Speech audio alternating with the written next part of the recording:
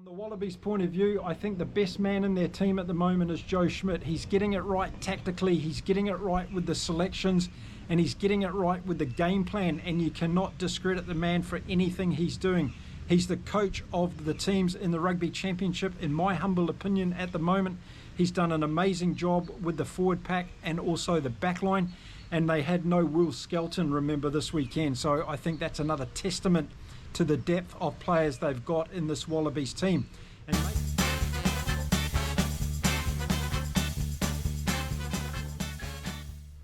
well, the Rugby Championship in 2025 keeps throwing up fantastic games for us all. I haven't been to bed yet. I've been looking back at the All Blacks game for the second time. I've watched half of the Australian-Argentinian game twice now. So it's very, very exciting, and sooner or later the body will shut down. But let's talk about this rugby game, because it had everything, didn't it? And I'm more and more impressed with these two teams every time I see them, and I can see why now they're able to do what they can do against some of the top teams in World Rugby. And of course I'm talking about South Africa and New Zealand in that conversation. But I truly believe before the start of this game that the Pumas could win 2 games in Australia. And in the first 20 minutes or so of this game, you probably thought I was going to be right, but things always changed with this Wallabies team, and that's a great thing, isn't it? We've now got a team in World Rugby who are absolutely stormers in terms of the kings of the comeback. I'm going to start calling this Wallabies team. They're absolutely brilliant. Down 21 points to 7 at half time, and they're able to storm back and win this game. But there's a lot more that's going on the field, and we need to talk about that. So early on in the game, there was 2 quick penalties to Argentina. They were able to go out to 6 points to 0 until Nick White was able to score the first try of the game. And it was an excellent try by Australia once again. I tell you what, Nick White, you got to take your hat off to the guy. He's playing exceptionally good rugby, and I'm going to make a big statement right now. I think the Australian halfback duo of Nick White and Tate McDermott are the best informed halfbacks in the Rugby Championship competition this year, without a doubt. They are playing consistently good week in, week out against the best teams in the world in this competition, and I think they deserve a lot more credit than what they're getting. So it was a great performance by Nick White to get that try. He was also doing a lot of other good stuff in this game. His kicking was good, his defense was good, he was giving the Argentines a lot of hard time around the base of the scrum and breakdowns, and that's all you can ask for your halfback. His passing is on point, he's getting the ball out to his backs, and some of the other teams, well, they can't rely on their halfback all the time to do that. But every time this Argentine backline gets into gear and they give us some of the spectacular tries like we saw in the first half of this game, I get off my seat. I'm clapping and applauding this Pumas team, because they're probably got the best backline in form in this Rugby Championship without a doubt. That first try to Dalgi was set up by Choco Barras, who went just through the gap like a slice of ham here in Mexico. And he set up Dalgi in the corner, which was a fantastic try. And I tell you what, that try in the 33rd minute to the winger Carreras for Argentina was absolutely a piece of magic from Argentina. What was it, 65 metres from their from the Australian line? They started that move, it went right out wide. Sinti got through a great gap, and then we saw Carreras on the wing finish it off for them. I don't think Australia did too much wrong in that defensive play. They just ran out of numbers, and Argentina were too good with their handling and their passing. Everything was on point, and that's what you expect to see from your backline. And that, for all my All Black viewers, that's what I'm expecting to see from the All Blacks, and we're just not seeing it. More on that later in another video. But well done to Argentina. 2 of the greatest tries I've seen in this Rugby Championship so far. They were absolutely excellent. But when we did get to half time and it was 21 points to 7, I was always sitting there thinking, okay, are they going to do it again, the Wallabies? Are they going to come back in the second half? They didn't do a lot wrong in that first half. In fact, I thought just through a few errors, they were giving away a few penalties, and if they were able to manage those things out of their game, then they were still right in it, and I thought they had a great chance of coming back and making a game of it. And make a game of it that they did. So I'm sure Joe Schmidt said to the boys at half time, look boys, keep calm, keep patient, the game's going to come to us, just reduce the amount of errors, trust each other, and keep playing our game. Don't go into your shell, because that's the Australian DNA that we've been seeing this year under Joe Schmidt. I think Felipe Contaponi would have been saying to his guys, look, we were ahead 21-7, we played extremely well in that first half, but we know this Australian team is going to come at us, and what we need to do is make sure we manage the momentum swings in this game.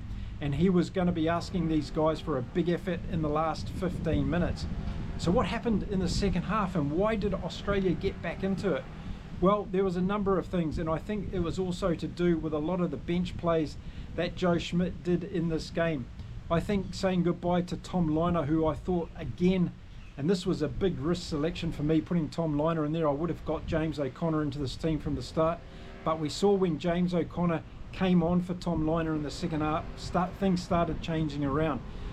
But also in the forwards as well, we saw Angus Bell, my favourite player in the world at the moment, come on.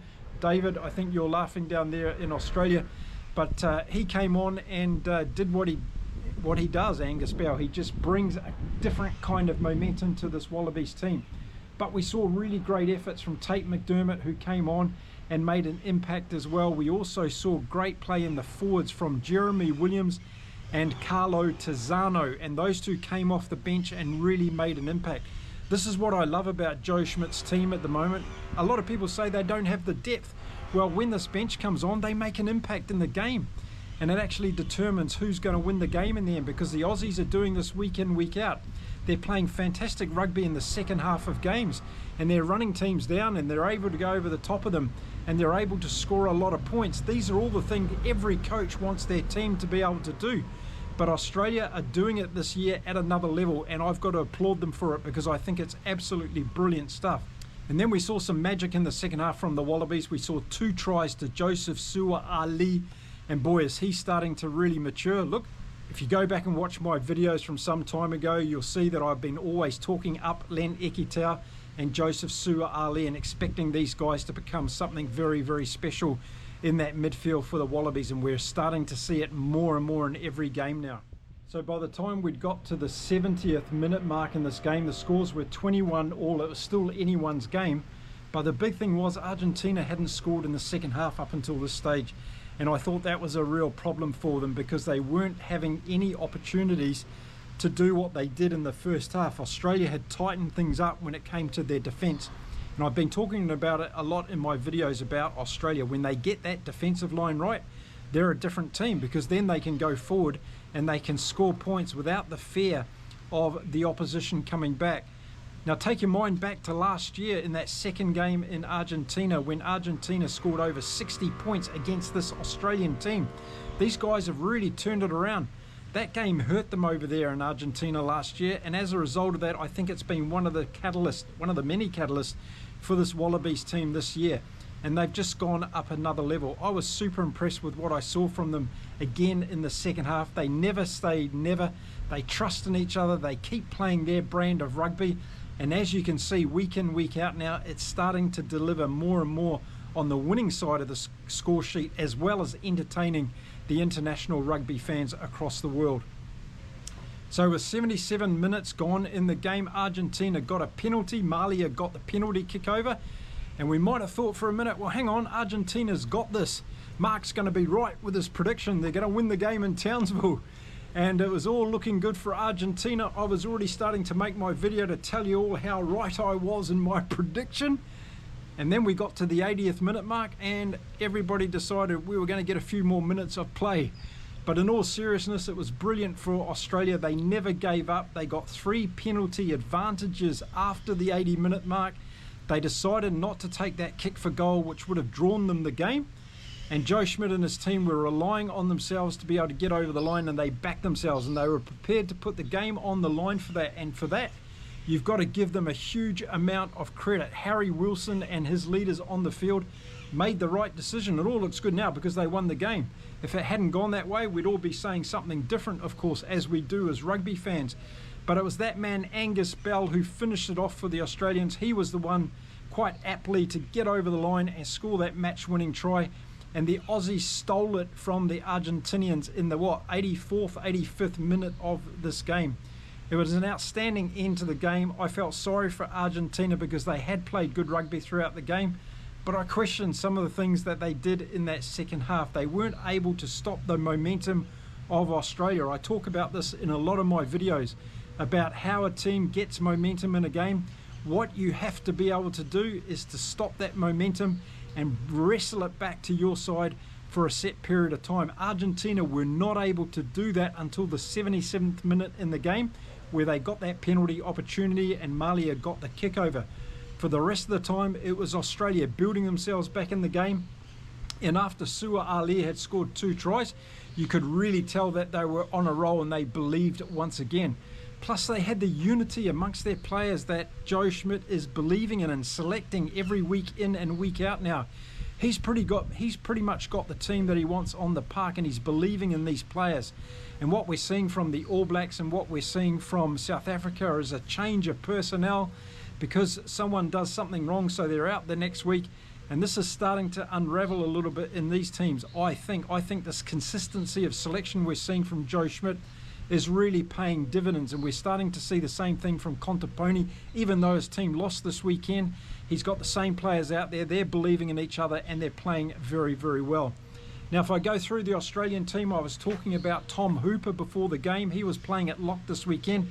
Thought he had a stellar performance, particularly in the second half. He started to come into his own, and then we saw Jeremy Williams come off the bench, who I thought was outstanding as well. The front row, we saw problems again with Taniela Tupou early in this game, both in the scrums, his handling errors, his bad passes. Some question marks around Tupou for me. He's a giant of a beast. He does have some very good games for this Wallaby team, but he does give away a lot of ball to the opposition, either through penalties or handling errors when he gets into open play. I thought the back three for Australia were very good in this game. Rob Valetini did some really good things in terms of stealing and setting up the ball, but Fraser McWright made a couple of huge turnovers in this game that started to turn the tide for Australia in the second half. Harry Wilson was absolutely brilliant across the field again, and his knee obviously stood up to the punishment that it took in this game. He was there leading them right to the end, and he made some big calls, didn't he, Harry Wilson? And to take on that opportunity to score in the last few seconds of the game, that was a big call for any captain of any team to make, but he backed his boys and they didn't let him down. Harry Wilson, well played, sir. You did very, very well. I was impressed with the Australian backline again. Max Jorgensen has to be the best international test winger in rugby at the moment. I think he's playing exceptional. You watch him play the game. Every time he touches the ball, he almost does something absolutely fantastic. In fact, I haven't seen him make many errors at all. I can't remember one actually since I've been watching him play this year in the Wallaby jersey. Absolutely brilliant stuff. And on the other wing, I thought we saw a good performance also from Corey Toole. And Andrew Callaway did fairly good at fullback as well. They fell off a little bit in those tries against Argentina, but let's face it, those tries were pure class from Argentina.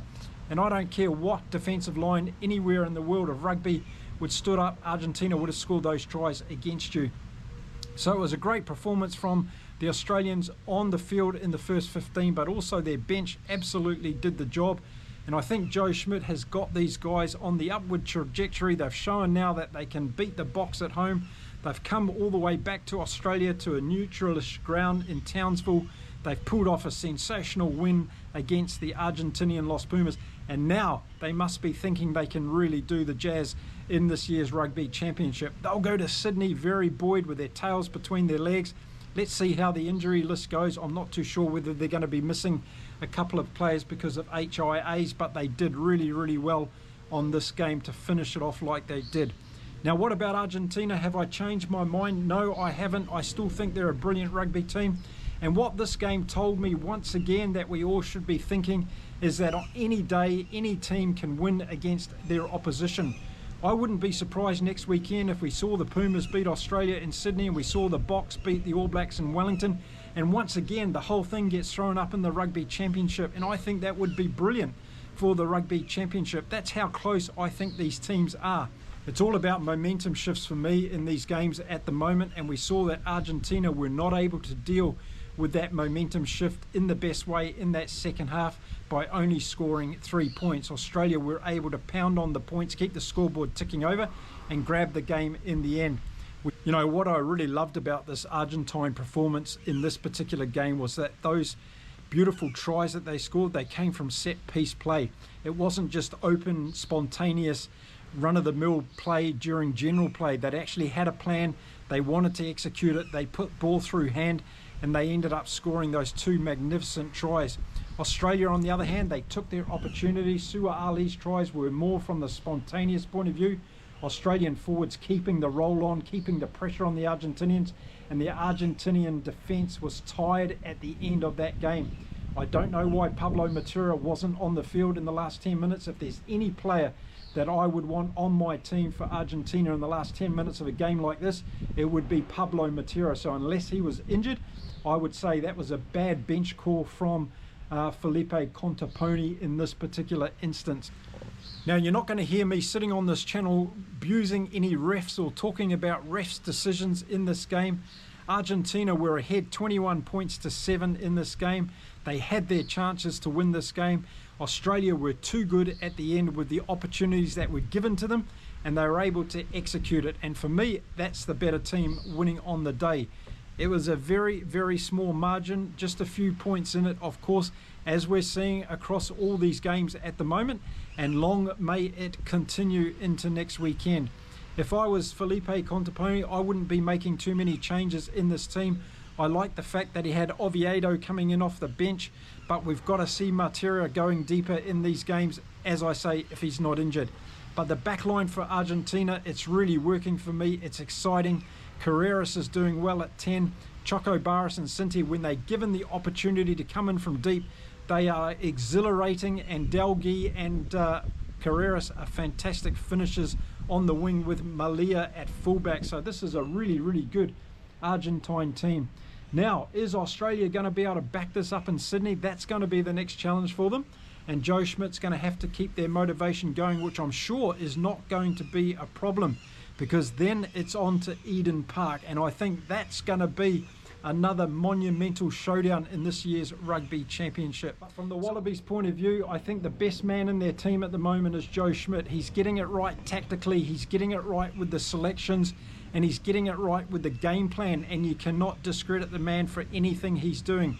He's the coach of the teams in the Rugby Championship, in my humble opinion at the moment. He's done an amazing job with the forward pack and also the back line, and they had no Will Skelton, remember, this weekend. So I think that's another testament to the depth of players they've got in this Wallabies team.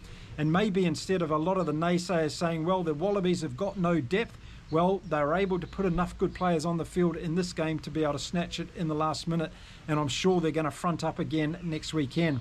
The thing is, when teams start winning like this on a consistent level, they believe in winning, and winning becomes a habit. And when you get an Australian team like we've seen in generations gone past, that's exactly how they started off as well. They made winning a habit, and they were very, very difficult to stop. Eden Park this year round for the Wallabies clash is going to be one of the games of the championship. You can bookmark that right now. I see this being an absolutely monumental challenge for the All Blacks, particularly if they may get beaten next weekend by the Box, but I've got more videos coming out on that soon around the All Blacks performance and also the things that I think they need to look at and still concentrate on. So that's it for me for this particular video. Thanks for watching, everybody. I love the community we're building here on Inside Rugby with Mark. Hit the subscribe button, give this video a thumbs up, share it with all your rugby mates, and let's keep talking about rugby. The way you do that is post in the comments, and I'll reply to as many of you as I possibly can. I'll see you again really soon from hot and sweaty Cancun in Mexico. Until then, it's time to say adios. Bye.